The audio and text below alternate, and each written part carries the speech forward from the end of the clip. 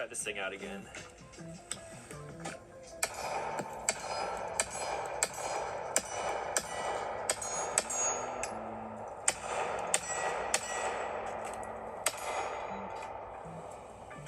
Yeah, that's kind of what I figured.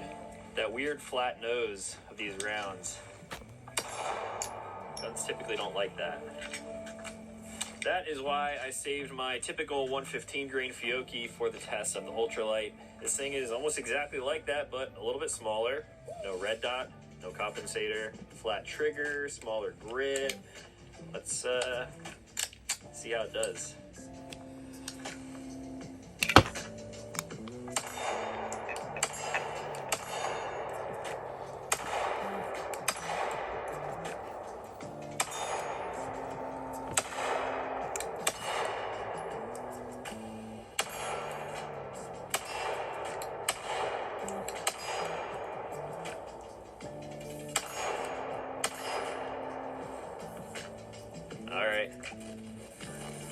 Alright guys, first mag impression time with the Bull Armory SAS2 UL. It's very obvious, but this is basically exactly like my Viper, just scaled down in every single way. So I guess we'll start from the top with the iron sights. My Viper 2 is obviously the optic ready version, and I do prefer shooting pistols with red dots because that's what I train with, that's what I carry with. However, as far as iron sights go, I have no complaint here. You got the red fiber optic up front sucking in all of the light, and then you have a black serrated rear to cut down on any kind of glare that you might have. These are adjustable as well, so maybe if I eventually get into some accuracy testing, I could make some tweaks if I wanted to.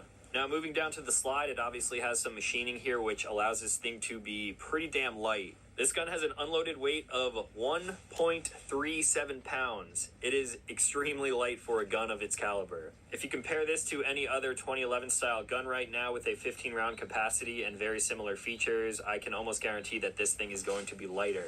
This thing has really nice serrations all around it, including up front, which are very deep. You get a really positive grip on there. Serrations in the rear are of course super functional as well, and when I rack that slide, you can see this CCW style hammer. Now if we compare this right next to the Viper, you can obviously tell the difference there.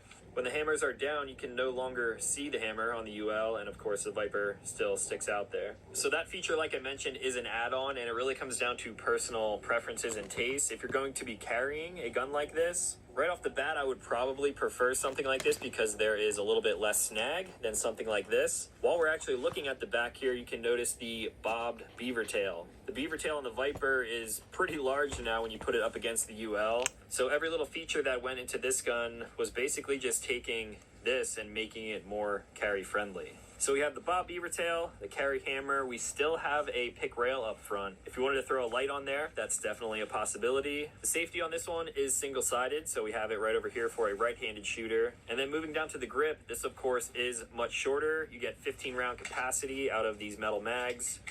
And what's really cool about the UL and the Viper is that since they are essentially the same platform, I can actually take the slide from my Viper and throw it onto this right here. I actually haven't even done that yet, so maybe I should try that. All right, there we go. That took about 30 seconds. So now I have the UL frame with the shorty 15 round grip. I have the upgraded trigger in this one and the CCW pack. So of course the bob beaver tail and that hammer. But now on top, I have my Viper 2 slide barrel with the compensator RMSC. So this is sort of blending like the best of both worlds. Now, since I broke this thing down, that was actually my first time taking these things down. Here's a quick look at the inside for anyone who is interested in that. I know I only have one mag through the original configuration, but I think my ideal setup would be this slide with this optic on this frame, this trigger, this hammer. I could probably do without the compensator, but yeah, as you can see, they are extremely similar. So this is a pretty cool setup with all of the cross compatibility. I'm going to, I guess, shoot this for a little while. I'll put a mag or two through this in this configuration, and then I'll switch back to the pretty standard UL version. And yeah, let's go shoot this thing some more. All right, curious to see how this one runs. SAS2 Viper upper on the UL lower.